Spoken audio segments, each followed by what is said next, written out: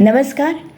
पारिजात साहित्य समूह आयोजित तिच्या कविता ह्या सदरात मी सौ प्रतिभा कुलकर्णी, नवी मुंबई, नेरूळ या पारिजात समूहात प्रथम परिचय करून देणारी माझी जिवलग मैत्रीण सौ विनीता पाटील, कोल्हापूर हिची कविता मी सादर करणार आहे.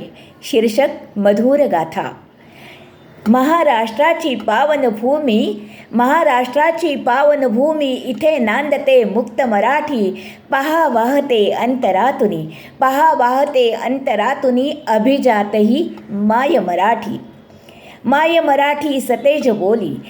मराठी सतेज बोली संत महंती अमृतवाणी. भारुड ओवी शुद्ध गोडवी रसाळतेची अवीट गाणी. खट्याळ थोडी अल्लड भाषा सदा सर्वदा मुखी असावी. साज लेऊनी होई हळवी मनात ऐसी खोल रुजावी. युगानयुगे गाजते कीर्ती लौकिकाचा सुवर्ण दर्जा. महाराष्ट्राचे वैभव शोभे उच्चारातही विशाल ऊर्जा. गाऊ पवाडे ऐकता शिवबासाठी झुकतो माथा. अभंगातही कानी पडते प्रासादिकती मधुर गाथा. फुलवी ऐसा